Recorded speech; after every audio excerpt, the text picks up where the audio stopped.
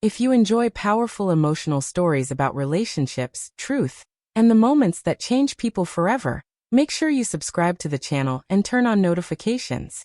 Stories like this one remind us that sometimes the hardest nights of our lives become the moments that teach us the most about love, trust, and the courage to face the truth.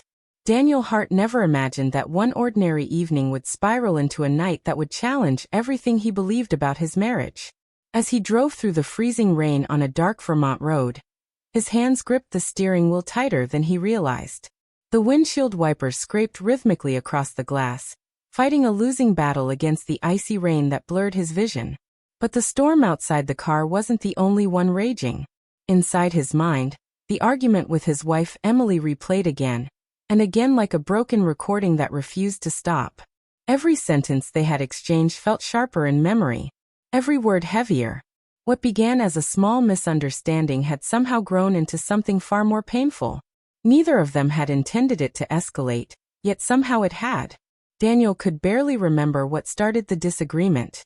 All he could remember was the way Emily's voice had cracked when she spoke, and the way his own frustration had pushed him to say things he wished he could take back. Before things became worse, he had walked out.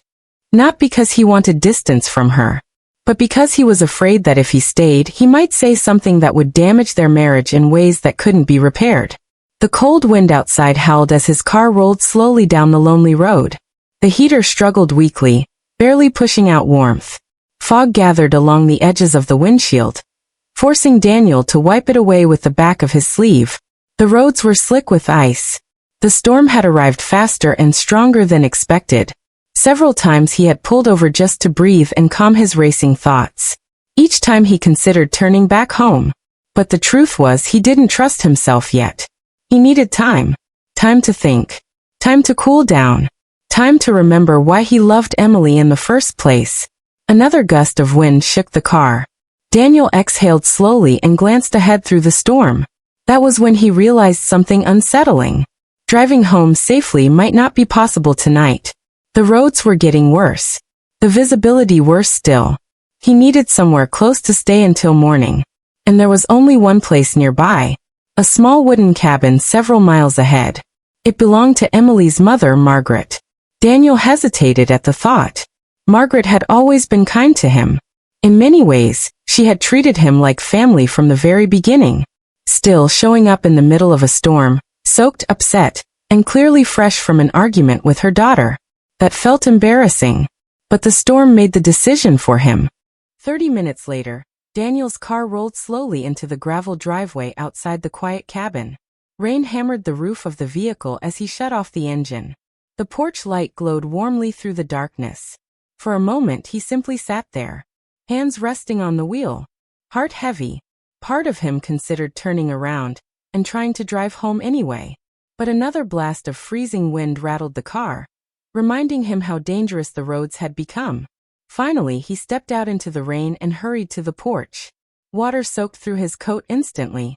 He raised his hand to knock, but before he could, the door opened.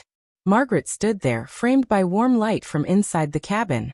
Her short silver hair was tucked neatly behind her ears, and concern filled her eyes the moment she saw him.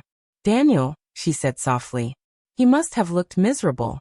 Soaked clothing, pale face, shaking hands from the cold. Without asking questions, she pulled the door open wider. "You're freezing," she said gently. Within seconds he was inside, the warmth of the cabin wrapping around him like a blanket. The scent of lavender drifted through the air, and the soft crackle of a fireplace filled the room. Daniel hadn't realized just how cold he was until that moment. Margaret guided him closer to the fire and handed him a towel. "Sit," she insisted. He obeyed, still catching his breath. Eventually he explained in broken sentences. The argument. The storm. The dangerous roads. Margaret listened quietly, her expression calm and understanding. When he finished, she placed a reassuring hand on his shoulder. "You did the right thing coming here," she said. "Tonight you rest." Those simple words eased something inside him. For the first time that night, Daniel felt the tension in his chest loosen slightly. But a few minutes later Margaret returned from the hallway looking apologetic. "There's just one small problem," she admitted. The guest room was currently under renovation.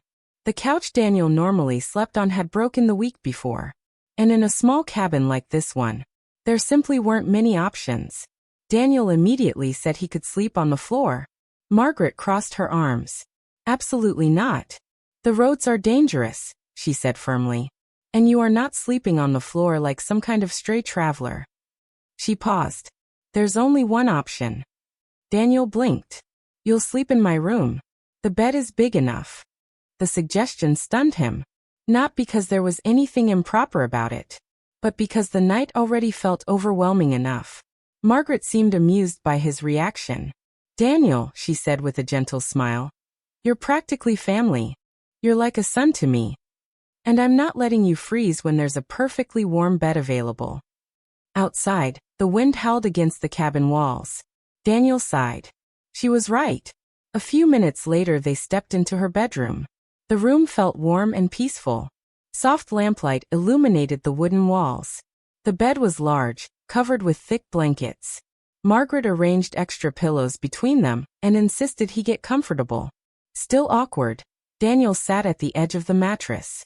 His mind was still full of thoughts about Emily. Margaret noticed the exhaustion on his face. You look like you're carrying too much, she said quietly. Daniel didn't respond, because if he did, he might fall apart.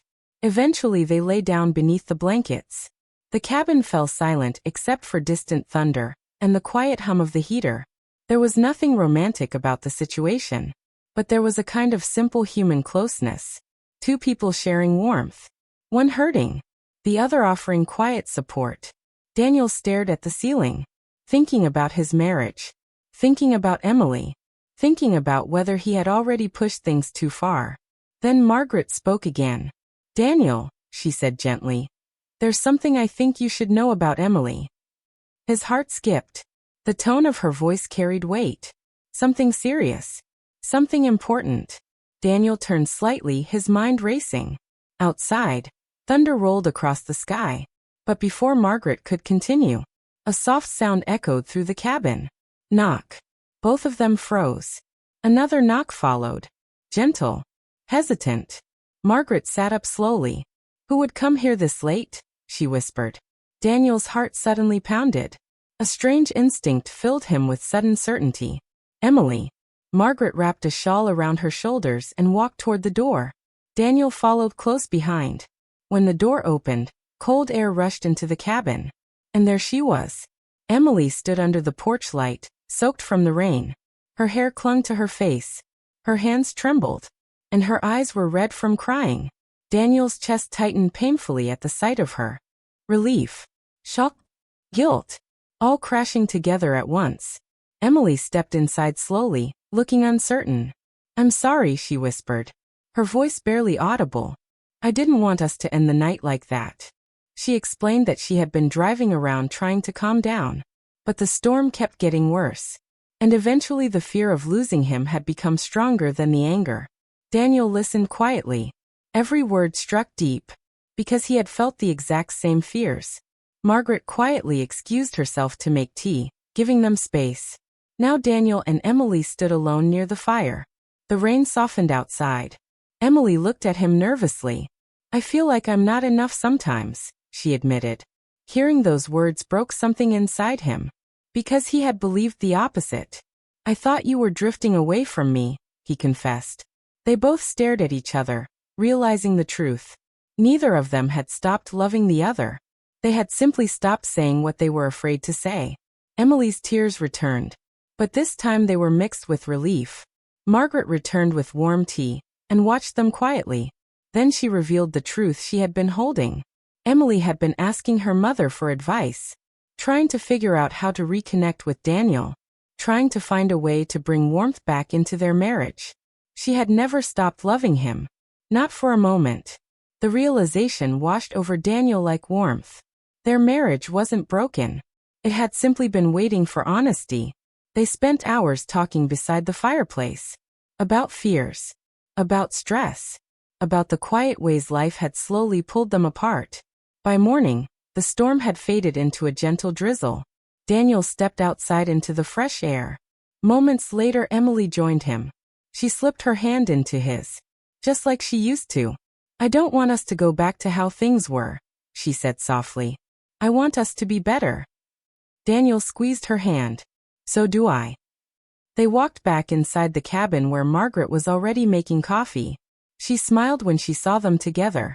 Not surprised. Just quietly proud. Because sometimes love doesn't disappear when things get difficult. Sometimes it simply waits. For two people brave enough to speak the truth. And as Daniel and Emily drove home later that morning, sunlight breaking through the clouds, both of them understood something they hadn't understood before. Love doesn't survive because life is easy. Love survives because two people decide, again and again, that the other person is worth fighting for. Even in the middle of the storm,